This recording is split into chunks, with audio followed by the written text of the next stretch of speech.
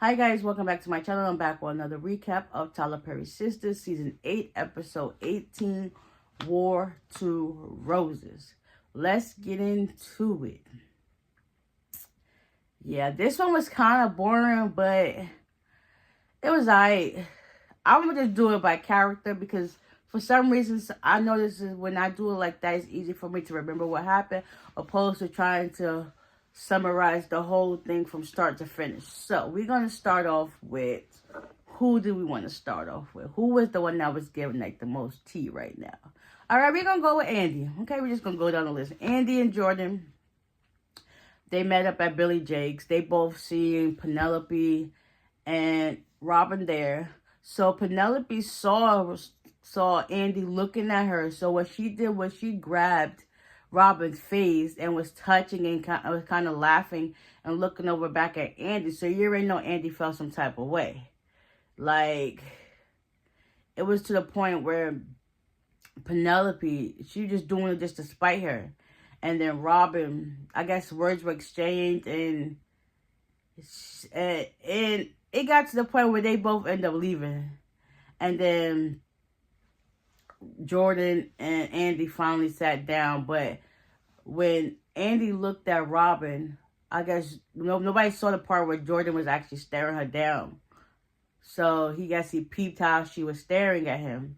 And so when they finally did sit down, Penelope still tried to throw shots at Andy too, but she just ignored it. So he basically was like, words, like I said, words were being exchanged against the two of them. Then he got to the point where he was just saying stuff like how she's still in love with these men and stuff like that, and she said her piece. Then he was saying some slick stuff to her, and she was just like, okay, it's whatever. And then she got up and left. So he was like, just admit it, you still love Robin. She screamed across the room like, yes!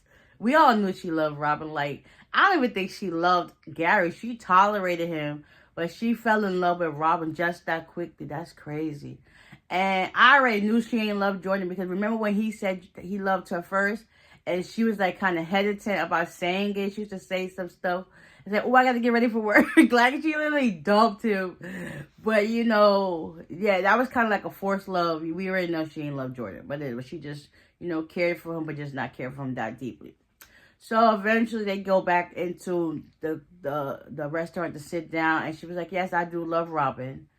And she was just like, all my relationships, I feel like as if there was like no internal conflict to like keep me to stay longer. And Jordan was like, yeah, you're right, makes sense, because all of our issues were external, which meaning Gary, Penelope, and Robert. And it was just like, yeah, she was like, yeah, I cared for you.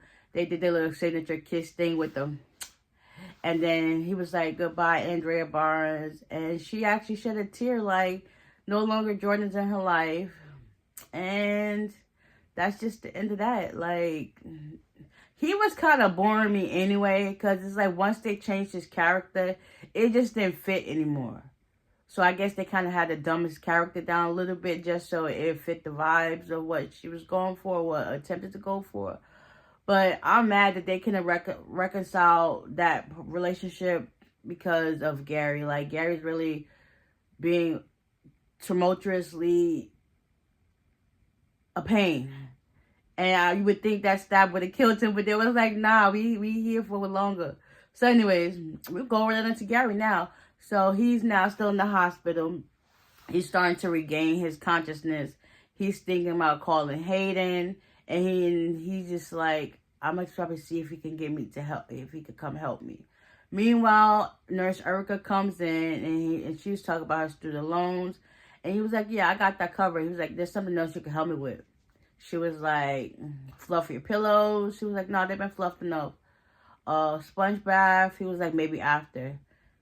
And he was like, you know what I want. He slowly pulled the cover back and she just like, she looked over the shoulder at the door light and she went down to town. She could go to jail for that. Like, yeah, I ain't never hear about them nurses seducing their patients, even though he seduced her, but still. She gonna be one caught in the act and she gonna end up losing her job because of him. So, yeah, you got to be mindful of what you do because you never know. They probably got cameras in that room. So, just on the phone later. So, eventually, that one happened. Fatima and Zach, they're home talking about how they're going to go with this Tamara and Hayden situation. Meanwhile, they end up getting a call. Well, we're going to not fast forward. There was talk about Hayden the situation. So Zach ended up rubbing her stomach and he was like, I felt something. She was like, listen, it's a little too far to tell because he wanted to go shoot stuff up. And she was like, listen, you forget I'm carrying precious cargo. He was like, yeah, I remember. He said, oh, my baby, my little baby. So he was rubbing her stomach. Next, he said, I felt something. It was gas. Fatima done farted. He was like, oh, my God. My mouth was open. So eventually they sit down or whatever. They still try to talk about ways how they're going to go about this. They end up getting a phone call from Danni. So now we're going to backtrack into Danni. So meanwhile, after the whole Danni threw the drink on Leonard, or Lenny, whatever you want to call his name, Tony went to go speak with Miss Brown to see what she can do. Come to find out, she got kicked out of the program, which she was happy. She didn't want to be in that program to begin with. Like, that's so crazy how being in that program stemmed all this stuff. Now she got kicked out of the program, and she's still, going through things. So she ends up calling Tima, let her know like there's some additional repercussions of her actions, how she poured a drink on him, and stuff like that. Meanwhile, Zach is listening in the background, and they was thinking like, okay, I think I have the phone with her. We should go check on Danni. Then we should go check on Hayden and Tamara. Meanwhile, Hayden and Tamara got their own stuff going on, and it still stems from Gary. And he realizes, Hayden realizes that he has a vendetta against him, and he's trying to avenge it. Both Tamara and Hayden were there the night Gary was stabbed because Tamara was watching. And she wanted to just make sure he couldn't tell. Well, she probably just going to blow up the spot to Andy that, he'd been cheating on her and stuff like that. But Andy could care less, whatever. Tamara thought she was doing something, but really, she don't know the whole truth about what's really going on. So anyway, that stuff went left. Then Gary ends up calling Hayden. Well, he missed the call. He texted him like, listen, I need your help. Can you help me? So Hayden decides to go get dressed. And Tamara was like, you still going to go help him? She was like, yeah, because I want to see. He was like, yeah, I'm going to see like what he do remember because I don't want to get on his bad side. So that was dumb. And next, Danni goes to check up. Not Danni. Zach went to go check up on Danni at the airport. And she basically told him what happened and stuff like that. So he hugged her out. Like, that was like the best moment of the episode. Besides Zach and Fatima moments. They hugged it out after they chopped it up and talked.